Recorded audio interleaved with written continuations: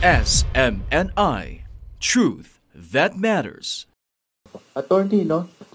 Ito ang biktima po natin ay ang inaakusahan yung mga miyembro ng Tau Gamma Phi doon sa anak na pagkamatay nila si Ronel. May latest info tayo na galing sa Binyan Police, papunta rin sila sa PAW para ihingi ng abogado yung mga suspect po ng yung mga miyembro ng Tau Gamma dahil wala raw po silang mga abogado. Paano nyo i-handle yung sitwasyon po na ganito? Hindi namin sila tutulungan. Conflict of interest. Lumapit sila sa mga private lawyers.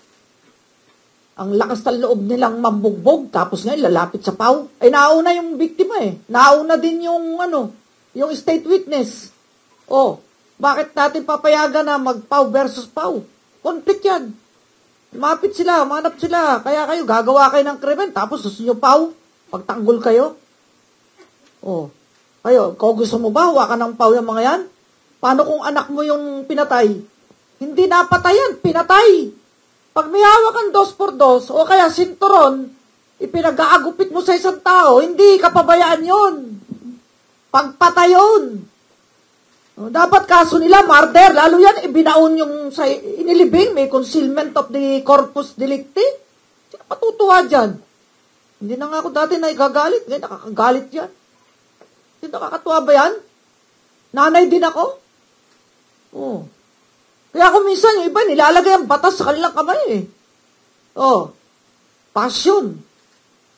Kailangan ang ating law enforcers kumilos. Kaya nga yung kapulisan natin, bibigyan natin ng premyo yung mga pulis imos yan, ha? Bibigyan natin ng premyo yan.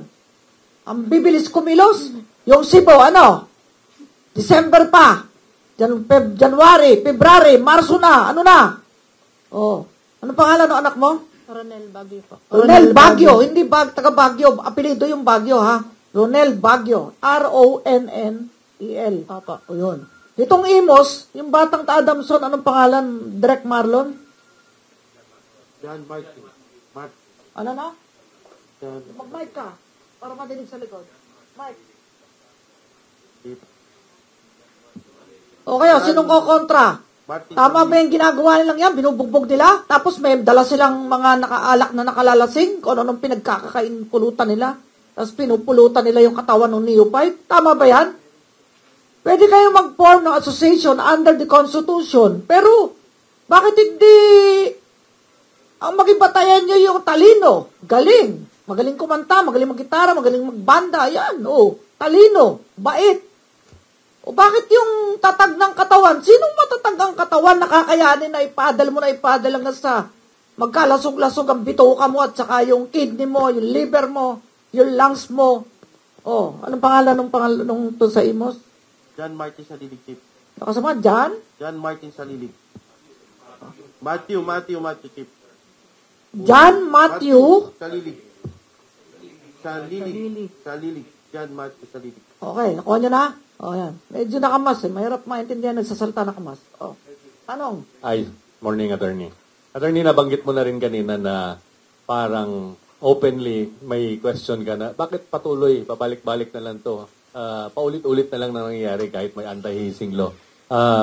Sa appreciation nyo ba, kulang ang anti-hazing law sa pangil? I mean, in terms of penalty, in terms of yung power it provides. Kasi parang walang natatakot sa kanya. Or kung meron man, nangyayari pa rin.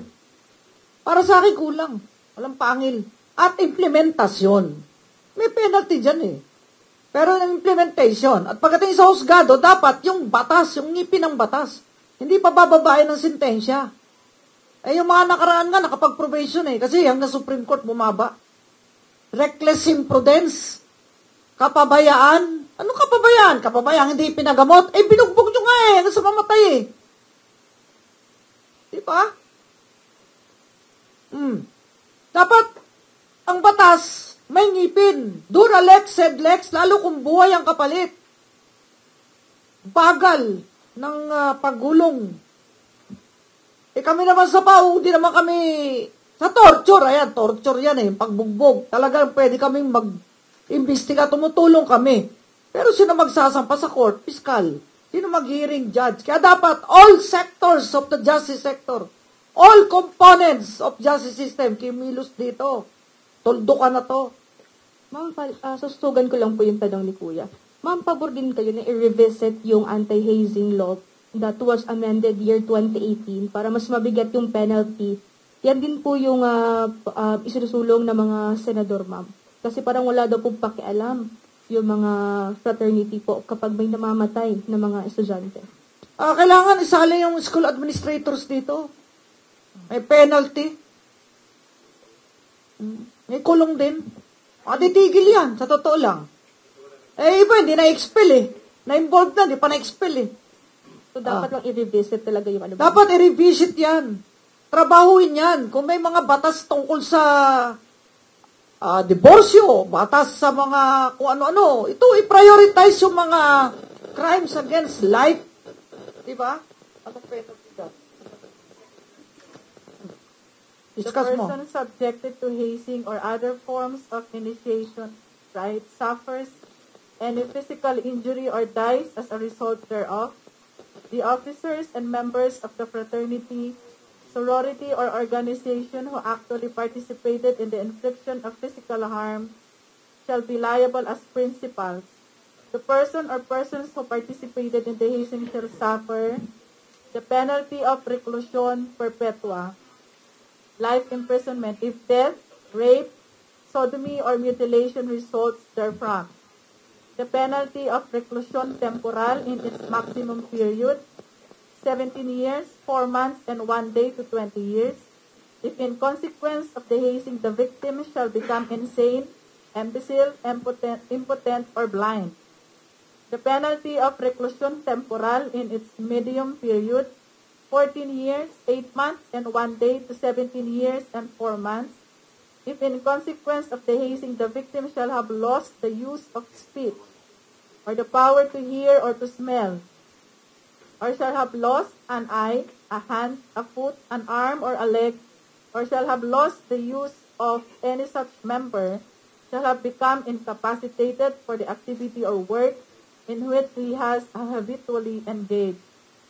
The penalty of reclusion temporal in its minimum period, 12 years and 1 day to 14 years and 8 months, if in consequence of the hazing the victim shall become deformed, or shall have lost any other part of his body, or shall have lost the use thereof, or shall have been ill or incapacitated for the performance on the activity or work in which he was habitually engaged for a period of more than 90 days.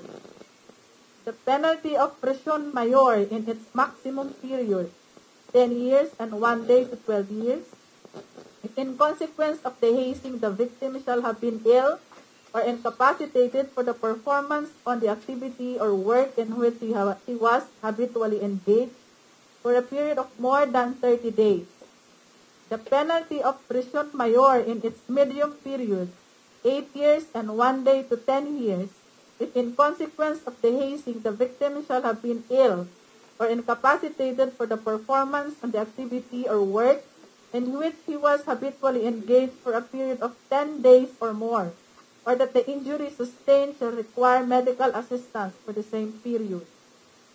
The penalty of prisión mayor in its minimum period, 6 years and 1 day to 8 years, if in consequence of the hazing the victim shall have been ill or incapacitated for the performance on the activity or work in which he was habitually engaged from 1 to 9 days, or that the injury sustained shall require medical assistance for the same period.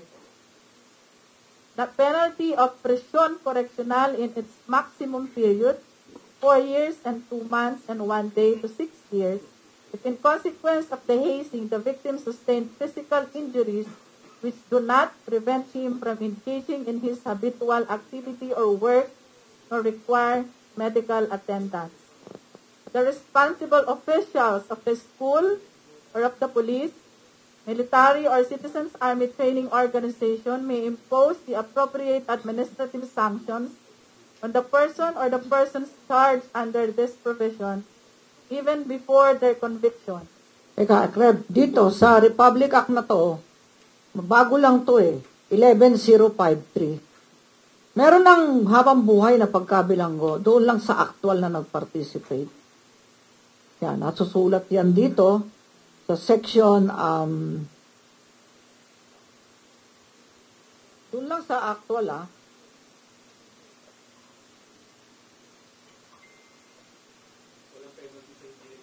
doon sa mga,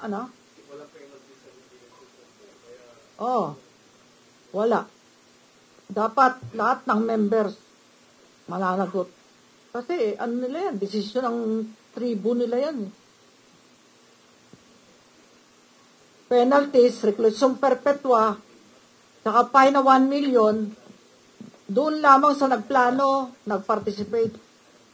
Kaya hindi tinuturo kung sino yung nagplano, sino nag-participate, pinagtatakpan nila. Dapat yan, ang gawin dyan, kung ako mambabatas, lahat ng miyembro ng fraternity may kaso. Matitigil yan. O di lahat yan, pipigilan na nila yung kasama nila. Lahat na ng member, buong fraternity, may kaso. Dito may makakasuhan lang yung may participation, nagplano, habang buhay. Kaya takip-takip pa na yan. Saka yung school chief, accomplice lang. Oo nga. As accomplice, no? Kaya napakababa noong magiging sentensya dito. At saka usually hindi kinakasuhan yung school, kahit may law. Totoo yun. Pati yung investigador na hindi kikilos, papatoy kaso. Dapat dito sa Cebu, lalo lang hindi kumikilos ang school dito. At in fact, dininay pa nga yung pangyayari. No? Subscribe to SMNI News Channel and turn on the notification bell to keep you up to date. Also visit our official social media accounts and join our community on Viber and Telegram.